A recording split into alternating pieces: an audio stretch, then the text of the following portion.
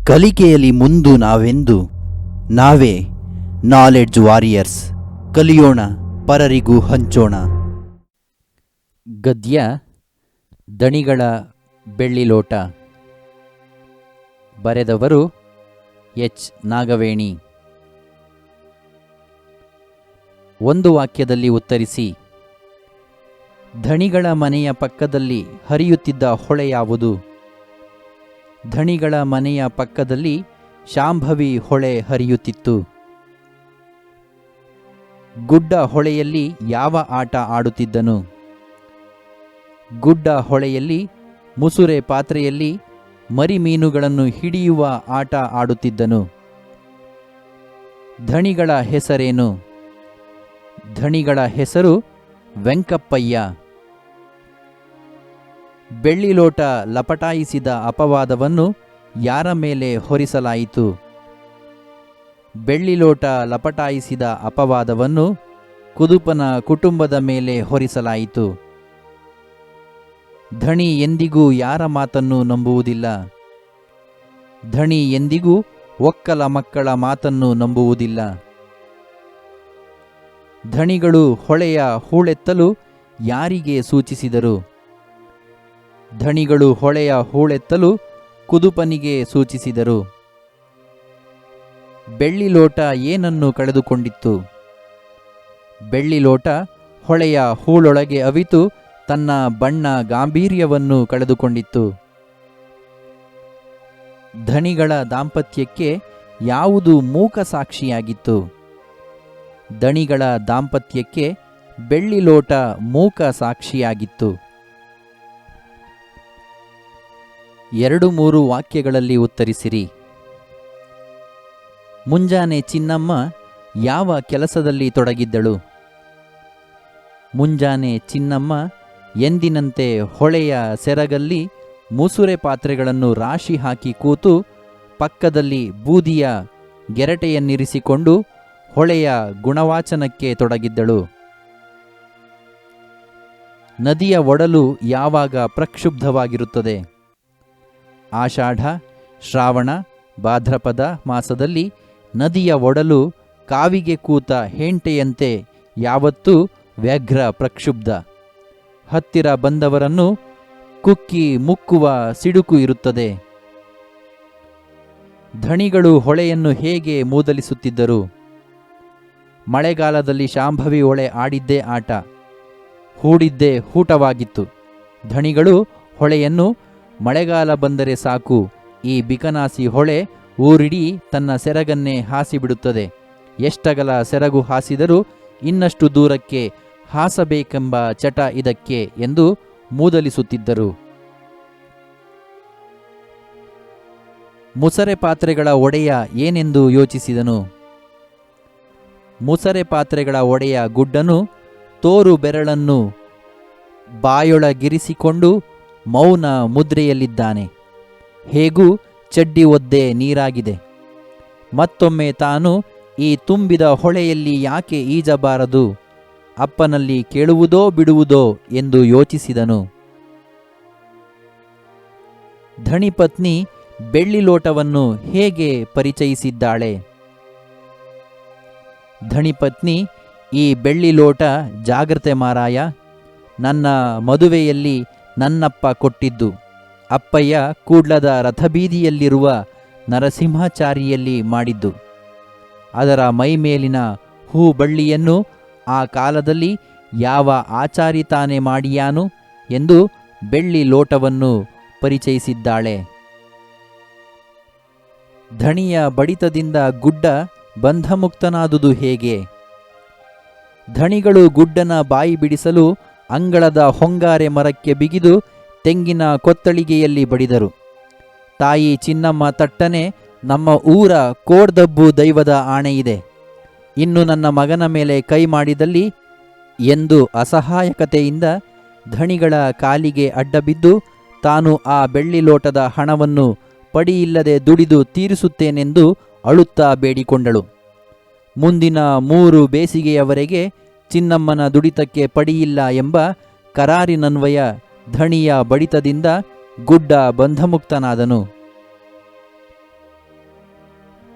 ಕುದುಪನಿಗೆ ಹನಿಗಣ್ಣಾಗಲು ಕಾರಣವೇನು? ಕುದುಪ ಹೂಳು ತುಂಬಿದ್ದ ಬುಟ್ಟಿಯನ್ನು ಚಿನ್ನಮ್ಮನ ತಲೆಗೇರಿಸುವಷ್ಟರಲ್ಲಿ ನವಮಾಸಗಳ ಕಾಲ ಹೊಳೆಯ ಉದರದಲ್ಲಿ ಅಡಗಿದ್ದ ಧಣಿಗಳ ಬೆಳ್ಳಿ ಲೋಟದ ಮಂಕುಮೂತಿ ಕಾಣಿಸಿತು. ಇನ್ನೂ ಸೂತಕ ಕಳೆಯದ ಹಸಿ ಮಗುವನ್ನು ಮೀಯಿಸುವಂತೆ ನಿಧಾನಕ್ಕೆ ಹೊಳೆಯ ನೀರಲ್ಲಿ ಆ ಬೆಳ್ಳಿ ಲೋಟವನ್ನು ತೊಳೆಯತೊಡಗಿದ. ಈ ಲೋಟದಿಂದಾಗಿ ತಾನೆಷ್ಟು ಅಪಮಾನದ ಮಾತುಗಳನ್ನು ಆ ಧಣಿಪತ್ನಿಯವರ ಕೊಳಕು ಬಾಯಿಂದ ಕೇಳಿಬಿಟ್ಟೆ ಎಂದು ಕುದುಪ ಹನಿಗಣ್ಣಾದ.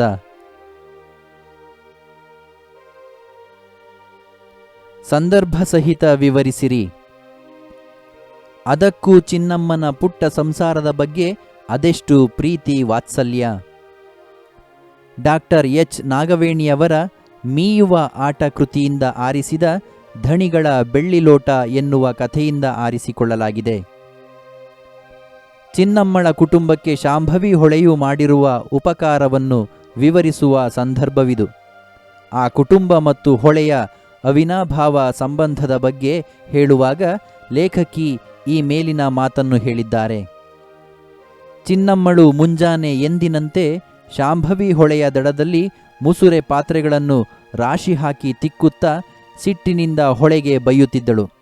ಏಕೆಂದರೆ ಆ ಹೊಳೆ ಚಿನ್ನಮ್ಮಳ ಸಂಸಾರಕ್ಕೆ ಅಪವಾದವನ್ನು ತಂದು ಹಾಕಿದೆ. ಆದರೆ ಶಾಂಭವಿ ಹೊಳೆಗೆ ಆ ಸಂಸಾರದ ಬಗ್ಗೆ ಪ್ರೀತಿ ಇದೆ. ಚಿನ್ನಮ್ಮಳ ಗಂಡ ಕುದುಪನ ಗಾಳಕ್ಕೆ ಮೀನುಗಳನ್ನು ಒದಗಿಸುತ್ತಿತ್ತು.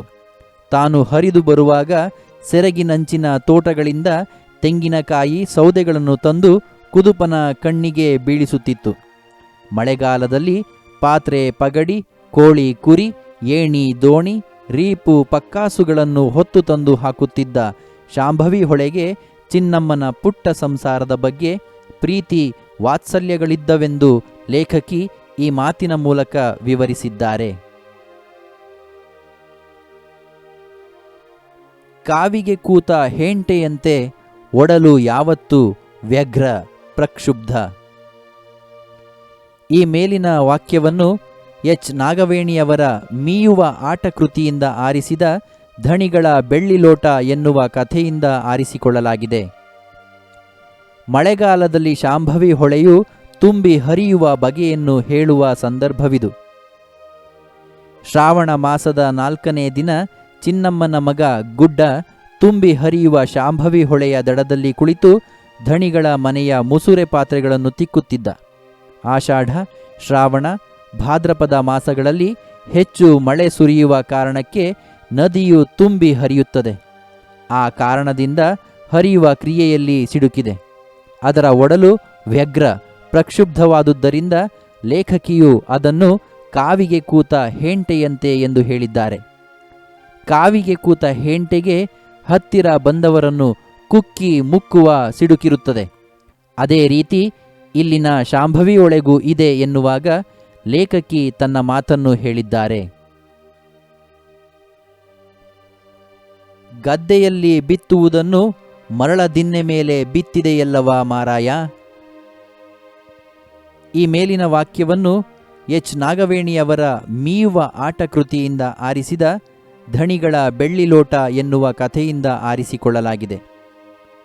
ಮಳೆಗಾಲದಲ್ಲಿ ತುಂಬಿ ಹರಿಯುತ್ತಿದ್ದ ಹೊಳೆಗೆ ತಡೆಯೊಡ್ಡುವ ಧಣಿ ವೆಂಕಪ್ಪಯ್ಯನ ಪ್ರಯತ್ನಕ್ಕೆ ಹೊಳೆ ಪ್ರತಿಕ್ರಿಯಿಸುವ ರೀತಿಯನ್ನು ಲೇಖಕಿ ಈ ಮಾತಿನ ಮೂಲಕ ಹೇಳಿದ್ದಾರೆ.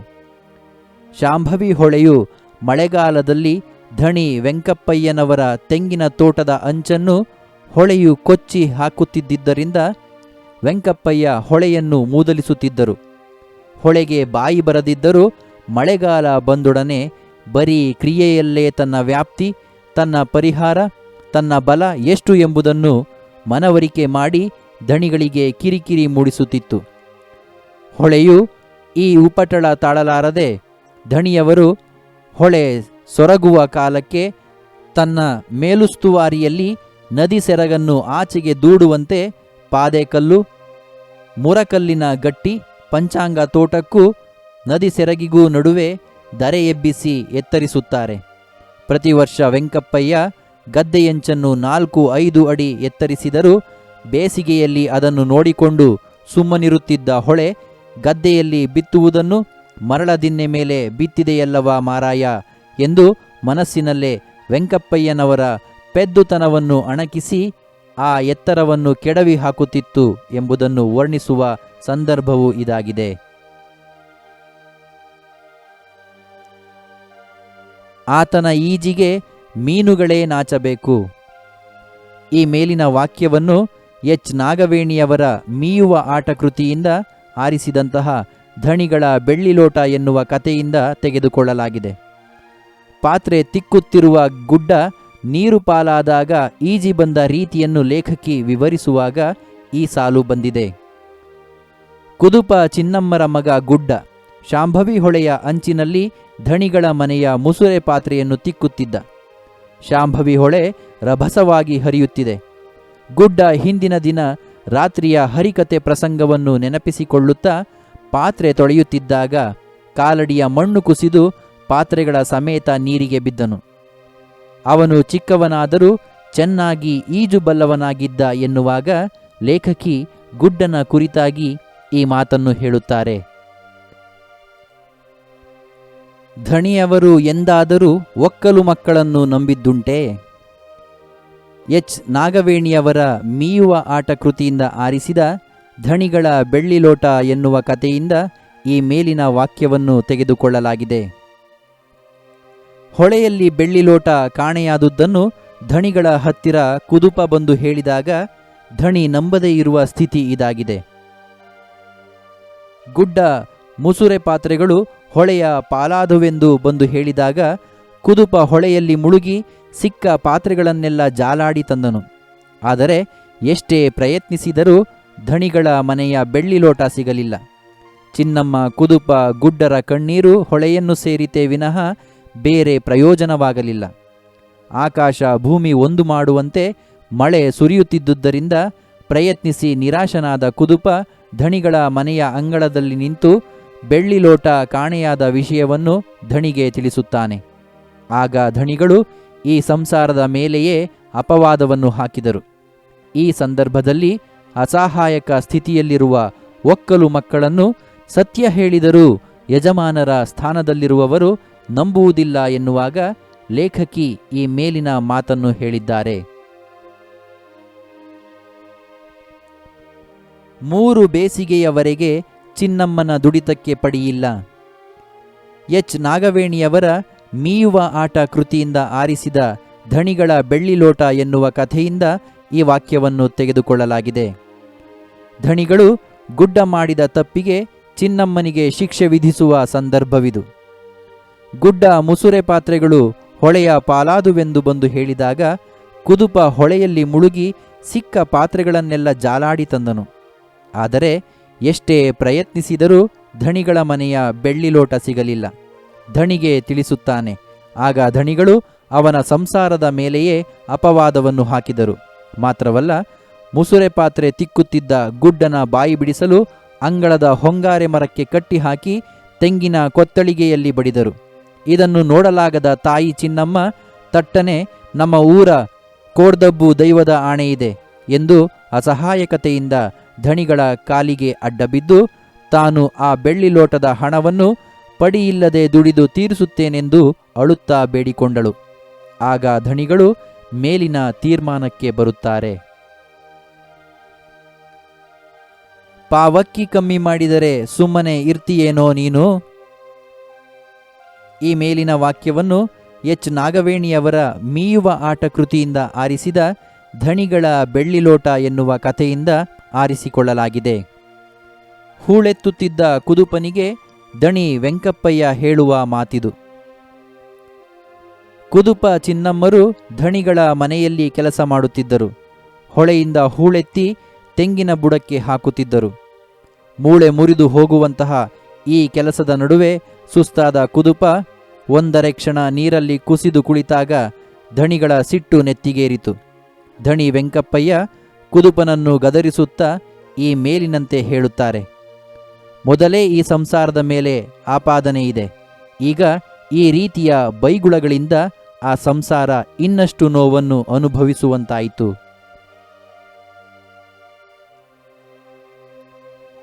ಇದೇ ಲೋಟವಲ್ಲವೇ ತನ್ನ ಬೆವರಿನ ಬೆಲೆ ಕಳೆದದ್ದು.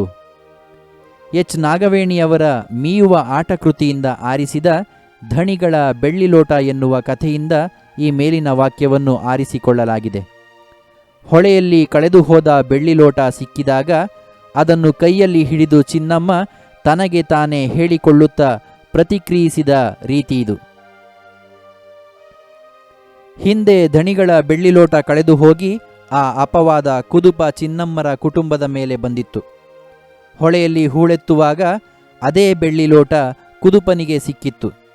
ಚಿನ್ನಮ್ಮ ಕುದುಪನ ಕೈಯಿಂದ ಬೆಳ್ಳಿ ಲೋಟವನ್ನು ತೆಗೆದುಕೊಂಡು ತಿರುಗಿಸಿ ತಿರುಗಿಸಿ ನೋಡುತ್ತಾಳೆ. ಆ ಲೋಟದ ಪರಿಚಯ ಅವಳಿಗೆ ಚೆನ್ನಾಗಿತ್ತು. ತನ್ನ ಸಂಸಾರಕ್ಕೆ ಅಪವಾದವನ್ನು ತಂದಿದ್ದ, ತನ್ನ ಸಂಸಾರವನ್ನು ಕಷ್ಟಕ್ಕೀಡು ಮಾಡಿದ್ದ ಬೆಳ್ಳಿ ಲೋಟದ ಮೇಲೆ ಕೋಪ ಬಂದಿತ್ತು. ಆಗ ಈ ಮೇಲಿನಂತೆ ಹೇಳುತ್ತಾ ಬೆಳ್ಳಿ ಲೋಟವನ್ನು ನೀರಿನ ಮಡುವಿಗೆ ಎಸೆದು ಬಿಡುತ್ತಾಳೆ. ಬೆಳ್ಳಿ ಲೋಟದ ಮೇಲೆ ಆಕೆಗೆ ಇರುವ ಸಿಟ್ಟಿನ ತೀವ್ರತೆಯನ್ನು ಇಲ್ಲಿ ಈ ಮೇಲಿನ ವಾಕ್ಯದಿಂದ ಗುರುತಿಸಬಹುದು. 5-6 ವಾಕ್ಯಗಳಲ್ಲಿ ಉತ್ತರಿಸಿರಿ. ಚಿನ್ನಮ್ಮನ ಕುಟುಂಬ ಹೊಳೆಯ ಬಗ್ಗೆ ಅಸಹನೆ ಹೊಂದಬಾರದೆಂದು ಲೇಖಕಿ ಬಯಸುವುದೇಕೆ ವಿವರಿಸಿ. ಶಾಂಭವಿ ಹೊಳೆಯು ಇಡೀ ಕಥೆಯಲ್ಲಿ ಒಂದು ಜೀವಂತ ಪಾತ್ರವಾಗಿದೆ. ಚಿನ್ನಮ್ಮನ ಕುಟುಂಬಕ್ಕೆ ಹೊಳೆಯು ಧಣಿಗಳ ಬೆಳ್ಳಿ ಲೋಟವನ್ನು ಮುಳುಗಿಸಿಕೊಂಡಿದೆ ಮತ್ತು ಆ ಆಪಾದನೆಯನ್ನು ತಮ್ಮ ಕುಟುಂಬದ ಮೇಲೆ ಹಾಕಿದೆ ಎನ್ನುವ ಕೋಪವಿದೆ. ಮಗ ಗುಡ್ಡ ಈ ಕಾರಣಕ್ಕಾಗಿ ಪೆಟ್ಟು ತಿಂದಿದ್ದನು. ಚಿನ್ನಮ್ಮನಿಗೆ ಮುಂದಿನ 3 ವರ್ಷಗಳ ಕಾಲ ಪಡಿಯಿಲ್ಲದೆ ದುಡಿಯಬೇಕಾದ ಪರಿಸ್ಥಿತಿ, ಅಸಹಾಯಕತೆ, ಬಡತನ, ಅಪವಾದ ಈ ಎಲ್ಲ ಕಾರಣದಿಂದ ಚಿನ್ನಮ್ಮನ ಕುಟುಂಬ ಹೊಳೆಯ ಬಗ್ಗೆ ಅಸಹನೆ ಹೊಂದಿತ್ತು. ಆದರೆ ಲೇಖಕಿ ಚಿನ್ನಮ್ಮನ ಕುಟುಂಬ ಹೊಳೆಯ ಬಗ್ಗೆ ಅಸಹನೆ ಹೊಂದಬಾರದೆಂದು ಬಯಸುತ್ತಾರೆ. ಏಕೆಂದರೆ ಆ ಹೊಳೆ ಚಿನ್ನಮ್ಮನ ಕುಟುಂಬಕ್ಕೆ ಬೇಕೆಂದೇ ಈ ಅಪವಾದವನ್ನು ತಂದು ಹಾಕಿಲ್ಲ. ಹೊಳೆಗೂ ಚಿನ್ನಮ್ಮನ ಪುಟ್ಟ ಸಂಸಾರದ ಮೇಲೆ ವಾತ್ಸಲ್ಯವಿದೆ. ಅದು ಆ ಕುಟುಂಬಕ್ಕೆ ಎಲ್ಲ ರೀತಿಯಲ್ಲೂ ಸಹಾಯ ಮಾಡುತ್ತಿದೆ. ಎಂತಹ ಹೊಡೆಯುವ ಮಳೆಯಲ್ಲಾದರೂ ಕುದುಪನ ಗಾಳದ ಬಾಯಿಗೆ ಮೀನುಗಳನ್ನು ಸಿಲುಕಿಸುತ್ತಿತ್ತು. ತಾನು ಹರಿದು ಬರುವಾಗಲೆಲ್ಲ ತನ್ನ ಸೆರಗಿನಂಚಿನಲ್ಲಿರುವ ತೋಟಗಳಿಂದ ಆಗಾಗ ಒಂದಷ್ಟು ಸೌದೆ, ತೆಂಗಿನ ಕಾಯಿಗಳನ್ನು ಹೊತ್ತು ತಂದು ಕುದುಪನ ಕಣ್ಣಿಗೆ ಬೀಳಿಸುತ್ತಿತ್ತು. ಪಾತ್ರೆ, ಪಗಡಿ, ಕೋಳಿ, ಕುರಿ, ಏಣಿ, ದೋಣಿ, ರೀಪು, ಪಕ್ಕಾಸುಗಳನ್ನು ಹೊತ್ತು ತಂದು ಚಿನ್ನಮ್ಮ ಕುದುಪರ ಮಡಿಲಿಗೆ ಸುರಿಯುತ್ತದೆ. ಈ ಕುಟುಂಬದೊಂದಿಗೆ ಇಷ್ಟೊಂದು ಒಡನಾಟವಿಟ್ಟುಕೊಂಡಿರುವ ಹೊಳೆಯ ಬಗೆಗೆ ಬೆಳ್ಳಿ ಲೋಟದ ಕಾರಣಕ್ಕಾಗಿ ಅಸಹನೆ ಸಲ್ಲದೆಂದು ಲೇಖಕಿಯ ಅಭಿಪ್ರಾಯ. ಧಣಿ ಹಾಗೂ ಹೊಳೆಯ ನಡುವಿನ ಸಮರವನ್ನು ಚಿತ್ರಿಸಿ. ನಿಜಕ್ಕೂ ಧಣಿ ವೆಂಕಪ್ಪಯ್ಯನವರ ಮಾತಿನಂತೆ ಹೇಳುವುದಾದರೆ ಗುಡ್ಡ ಪಾತ್ರೆ ಉಜ್ಜುತ್ತಿದ್ದುದು ಹೊಳೆಯ ಸೆರಗಲ್ಲಿ ಅಲ್ಲ, ವೆಂಕಪ್ಪಯ್ಯನವರ ತೆಂಗಿನ ತೋಟದ ಅಂಚಿನಲ್ಲಿ. ಆ ಹೊಳೆ ಆಡಿದ್ದೇ ಆಟ, ಹೂಡಿದ್ದೇ ಹೂಟ. ಮಳೆಗಾಲದಲ್ಲಿ ತೆಂಗಿನ ತೋಟದ ಅಂಚನ್ನು ಹೊಳೆಯು ಕೊಚ್ಚಿ ಹಾಕುತ್ತಿದ್ದುದರಿಂದ ಧಣಿ ವೆಂಕಪ್ಪಯ್ಯನವರು ಆ ಹೊಳೆಯನ್ನು ಮಳೆಗಾಲ ಬಂದರೆ ಸಾಕು, ಈ ಬಿಕನಾಸಿ ಹೊಳೆ ಊರಿಡೀ ತನ್ನ ಸೆರಗನ್ನೇ ಹಾಸಿಬಿಡುತ್ತದೆ, ಎಷ್ಟಗಲ ಸೆರಗು ಹಾಸಿದರೂ ಇನ್ನಷ್ಟು ದೂರಕ್ಕೆ ಹಾಸಬೇಕೆಂಬ ಚಟ ಇದಕ್ಕೆ ಎಂದು ಮೂದಲಿಸುತ್ತಿದ್ದರು. ಹೊಳೆಗೆ ಬಾಯಿ ಬರದಿದ್ದರೂ ಮಳೆಗಾಲ ಬಂದೊಡನೆ ಬರೀ ಕ್ರಿಯೆಯಲ್ಲೇ ತನ್ನ ವ್ಯಾಪ್ತಿ, ತನ್ನ ಪರಿವಾರ, ತನ್ನ ಬಲ ಎಷ್ಟು ಎನ್ನುವುದನ್ನು ಮನವರಿಕೆ ಮಾಡಿ ಧಣಿಗಳಿಗೆ ಕಿರಿಕಿರಿ ಮೂಡಿಸುತ್ತಿತ್ತು. ಹೊಳೆಯ ಈ ಉಪಟಳ ತಾಳಲಾರದೆ ಧಣಿಯವರು ಹೊಳೆ ಸೊರಗುವ ಕಾಲಕ್ಕೆ ತನ್ನ ಮೇಲುಸ್ತುವಾರಿಯಲ್ಲಿ ನದಿ ಸೆರಗನ್ನು ಆಚೆಗೆ ದೂಡುವಂತೆ ಪಾದೆಕಲ್ಲು, ಮುರಕಲ್ಲಿನ ಗಟ್ಟಿ, ಪಂಚಾಂಗ, ತೋಟಕ್ಕೂ ನದಿ ಸೆರಗಿಗೂ ನಡುವೆ ದರೆ ಎಬ್ಬಿಸಿ ಎತ್ತರಿಸುತ್ತಾರೆ. ಪ್ರತಿ ವರ್ಷ ವೆಂಕಪ್ಪಯ್ಯ ಗದ್ದೆಯಂಚನ್ನು 4-5 ಅಡಿ ಎತ್ತರಿಸಿದರೂ ಬೇಸಿಗೆಯಲ್ಲಿ ಅದನ್ನು ನೋಡಿಕೊಂಡು ಸುಮ್ಮನಿರುತ್ತಿದ್ದ ಹೊಳೆ ಗದ್ದೆಯಲ್ಲಿ ಬಿತ್ತುವುದನ್ನು ಮರಳದಿನ್ನೆ ಮೇಲೆ ಬಿತ್ತಿದೆಯಲ್ಲವಾ ಮಾರಾಯ ಎಂದು ಮನಸ್ಸಿನಲ್ಲೇ ಹೇಳಿಕೊಳ್ಳುವ ಹಾಗೆ ಮಳೆಗಾಲದಲ್ಲಿ ಮತ್ತೆ ಆ ಅಂಚನ್ನು ದರೆಯನ್ನು ಕೆಡವುತ್ತಿತ್ತು. ಬೇಸಿಗೆಯಲ್ಲಿ ವೆಂಕಪ್ಪಯ್ಯ ಹೊಳೆಗೆ ಅಡ್ಡಲಾಗಿ ದರೆಯನ್ನು ಎತ್ತರಿಸುವುದು, ಮಳೆಗಾಲದಲ್ಲಿ ಹೊಳೆ ಅದನ್ನು ಕೊಚ್ಚಿಕೊಂಡು ಹೋಗುವುದು ಮಾಮೂಲಾಗಿತ್ತು. ಈ ರೀತಿ ಧಣಿ ಹಾಗೂ ಹೊಳೆಯ ನಡುವಿನ ಸಮರ ಮುಂದುವರಿಯುತ್ತಿತ್ತು. ಮುಸುರೆ ಪಾತ್ರೆಗಳು ನೀರು ಪಾಲಾದುದು ಹೇಗೆ? ಅವುಗಳನ್ನು ಮೇಲೆತ್ತಲು ಮಾಡಿದ ಪ್ರಯತ್ನಗಳೇನು? ಕುದುಪ ಚಿನ್ನಮ್ಮರ ಮಗ ಗುಡ್ಡ ಶಾಂಭವಿ ಹೊಳೆಯ ಅಂಚಿನಲ್ಲಿ ಧಣಿಗಳ ಮನೆಯ ಮುಸುರೆ ಪಾತ್ರೆಯನ್ನು ತಿಕ್ಕುತ್ತಿದ್ದ. ಆತನಿಗೆ ಹೊಳೆಯ ಅಂಚು ತುಳುವ ಹಲಸಿನಂತೆ ಮೆತ್ತಗಾಗಿರುವುದು ತಿಳಿದಿರಲಿಲ್ಲ. ಶಾಂಭವಿ ಹೊಳೆ ರಭಸವಾಗಿ ಹರಿಯುತ್ತಿದೆ. ಗುಡ್ಡ ಹಿಂದಿನ ದಿನ ರಾತ್ರಿಯ ಹರಿಕತೆ ಪ್ರಸಂಗವನ್ನು ನೆನಪಿಸಿಕೊಳ್ಳುತ್ತಾ ಪಾತ್ರೆ ತೊಳೆಯುತ್ತಿದ್ದಾಗ ಕಾಲಡಿಯ ಮಣ್ಣು ಕುಸಿದು ಪಾತ್ರೆಗಳ ಸಮೇತ ನೀರಿಗೆ ಬಿದ್ದನು. 2 ಕಂಚಿನ ಕೊಳಗ, 2 ಹಿತ್ತಾಳೆ ಗಿಂಡೆ, 10 ಹಿತ್ತಾಳೆ ಲೋಟ, 2 ಚೊಂಬು, 6 ಮರದ ಸೌಟು, 2 ಹಿತ್ತಾಳೆ ಸೌಟು, 10 ಕಂಚಿನ ಬಟ್ಟಲು, 8 ಹಿತ್ತಾಳೆ ತಟ್ಟೆ, 1 ಬಾಣೆಲೆ ನೀರು ಪಾಲಾದವು. ಹಾಗೂ ಧಣಿಗಳ ಪತ್ನಿಗೆ ಅವರಪ್ಪ ಕೊಟ್ಟ 1 ಬೆಳ್ಳಿ ಲೋಟವು ಇದರ ಜೊತೆಗೆ ಸೇರಿತ್ತು. ಗುಡ್ಡ ಚಿಕ್ಕವನಾದರೂ ಚೆನ್ನಾಗಿ ಈಜು ಬಲ್ಲವನಾಗಿದ್ದ. ಈಜಿಕೊಂಡು ಮೇಲೆ ಬಂದವನು ಅಳುತ್ತಾ ಅಪ್ಪ ಕುದುಪ್ಪನತ್ತ ಬಂದ. ಧಣಿಗಳ ತೋಟದಲ್ಲಿ ತೆಂಗಿನ ಬುಡ ಬಿಡಿಸುತ್ತಿದ್ದ ಕುದುಪ್ಪನಿಗೆ ಮಗನ ಮಾತು ಕೇಳಿ ಎದೆ ಬಡಿತ ನಿಂತಂತಾಯಿತು. ಬಂದು ನೋಡಿದರೆ ಮುಸುರೆ ಪಾತ್ರೆಗಳೆಲ್ಲವೂ ನೀರು ಪಾಲಾಗಿತ್ತು. ಧಣಿಗಳಿಗೇನಾದರೂ ಈ ವಿಷಯ ತಿಳಿದರೆ ಅವರ ಸಿಟ್ಟಿನ ಭರಕ್ಕೆ ತಾವೆಲ್ಲರೂ ಹೊಳೆ ಪಾಲಾಗುವುದು ಖಂಡಿತ ಎಂದು ಯೋಚಿಸಿದವನೇ ತಟ್ಟನೆ ಮೈಯ ಬಟ್ಟೆ ಬರೆಗಳನ್ನೆಲ್ಲ ಜಾರಿಸಿ ಎಸೆದು ಹೊಳೆಯಲ್ಲಿ ಮುಳುಗಿ ನೆಲಕಚ್ಚಿರುವ ಪಾತ್ರೆಗಳನ್ನು ಹುಡುಕುತ್ತಾನೆ. ಕುಸಿದ ಮಣ್ಣಡಿಯಲ್ಲಿ ಸಿಗುವಷ್ಟು ಪಾತ್ರೆಗಳು ಸಿಕ್ಕವು. ಆದರೆ ಏನು ಮಾಡಿದರೂ ಧಣಿಗಳ ಮನೆಯ ಬೆಳ್ಳಿ ಲೋಟ ಸಿಗಲಿಲ್ಲ. ಕೊನೆಗೆ ಈ ಕುಟುಂಬವೇ ಧಣಿಗಳಿಂದ ಅಪವಾದಕ್ಕೆ ಗುರಿಯಾಯಿತು. ಬೆಳ್ಳಿ ಲೋಟ ಕಂಡಾಗ ಧಣಿಯಲ್ಲಿ ಆತಂಕ, ಗಾಬರಿ, ಭಯ ಉಂಟಾಗಲು ಕಾರಣವೇನು? ಕುದುಪ ಯಾವುದೋ ಒಂದು ಕುಲಗೆಟ್ಟ ಲೋಟವನ್ನು ನೀರೊಳಗೆ ಅದ್ದಿ ತೆಗೆದು ಚಿನ್ನಮ್ಮನ ಕೈಗೆ ಕೊಡುವುದನ್ನು ಧಣಿಗಳು ಮೌನವಾಗಿಯೇ ದಿಟ್ಟಿಸಿದರು. ಮಾನಗೆಟ್ಟ ಈ ಹುಚ್ಚು ಹೊಳೆ ಯಾವುದೋ ಮಳೆಗಾಲದಲ್ಲಿ ಯಾರದ್ದೋ ಮನೆ ಮಠ ಮುಳುಗಿಸಿ ಹೊತ್ತು ತಂದಿರುವ ಲೋಟವಿರಬೇಕೆಂದು ಯೋಚಿಸಿದರು. ಈ ಹಾಳು ಲೋಟದ ಜಗತ್ತಲ್ಲೇ ಮುಳುಗಿ ಹೋದ ಗಂಡ ಹೆಂಡಿರ ಚಲನ ವಲನವನ್ನು ಕಿರಿದು ಕಣ್ಣಿಂದ ಮತ್ತಷ್ಟು ದಿಟ್ಟಿಸಿ ನೋಡಿದರು. ನಿಧಾನಕ್ಕೆ ಕೂತಲ್ಲಿಂದ ಎದ್ದು ಬಂದರು. ಹಾಗೆ ಸದ್ದಿಲ್ಲದೆ ಬಂದ ಧಣಿಗಳು ನೆರಳಲ್ಲೇ ನಿಂತು ತನ್ನೆದುರು ನಡೆಯುತ್ತಿದ್ದ ವ್ಯಾಪಾರವನ್ನು ಕಿರುಗಣ್ಣಿನಿಂದ ಗಮನಿಸುತ್ತಿದ್ದಂತೆ ಅವರ ಎದೆ ಬಡಿತದ ಲಯ ತಪ್ಪತೊಡಗಿತು. ಅವರ ಒಡಲ ಸಮಸ್ತ ವ್ಯವಹಾರಗಳು ಒಂದರೆಗಳಿಗೆಗೆ ಸ್ತಂಭಗೊಂಡಂತಾಯಿತು. ಚಿನ್ನಮ್ಮ ತನ್ನ ಕೈಲಿದ್ದ ಲೋಟ ತಿರುಗಿಸುತ್ತಿದ್ದಂತೆ ಅವರನ್ನೇ ಆಕೆ ತಿರುಗಿಸಿದಂತಾಯಿತು. ಏಕೆಂದರೆ ಆಕೆಯ ಕೈಲಿದ್ದುದು ತಮ್ಮ ಮನೆಯದೇ ಬೆಳ್ಳಿ ಲೋಟವೆಂಬ ಅರಿವು ಅವರಿಗೆ ಬಂತು.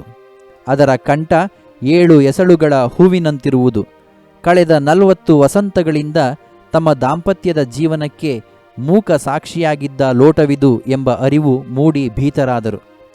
ಕುದುಪ ಚಿನ್ನಮ್ಮ ಗುಡ್ಡರ ಮೇಲೆ ಕಳ್ಳತನದ ಆಪಾದನೆ ಹೊರಿಸಿದ್ದ ತಮ್ಮ ಬಗ್ಗೆ ಆತಂಕ, ಗಾಬರಿ, ಭಯ ಉಂಟಾಯಿತು. ಚಿನ್ನಮ್ಮ ಬೆಳ್ಳಿ ಲೋಟವನ್ನು ಮತ್ತೆ ಹೊಳೆಗೆ ಎಸೆಯಲು ಕಾರಣವೇನು ವಿಶ್ಲೇಷಿಸಿ.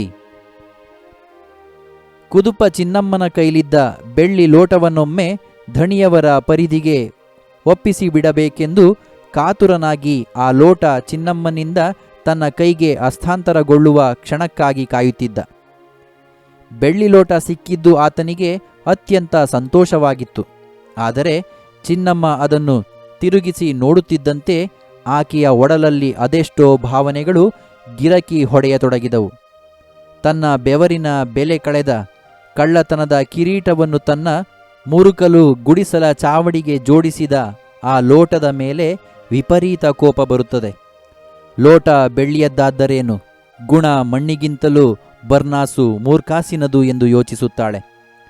ಆ ಬೆಳ್ಳಿ ಲೋಟದಿಂದಾಗಿ ತನ್ನ ಕುಟುಂಬ ಇದುವರೆಗೆ ಅನುಭವಿಸಿದ ನೋವು, ಅವಮಾನ, ಪಟ್ಟ ಪಾಡು, ಪರಿತಾಪಗಳೆಲ್ಲ ಚಿನ್ನಮ್ಮನ ಮನಸ್ಸಿನಲ್ಲಿ ದಿಗಿಣ ತೆಗೆದು ಮೇಲೆದ್ದು ಬಂದು ಆಕೆಯ ಯೋಚನಾ ಶಕ್ತಿಯನ್ನು ಕ್ಷಣಕಾಲ ಕಸಿದುಕೊಂಡಿತು.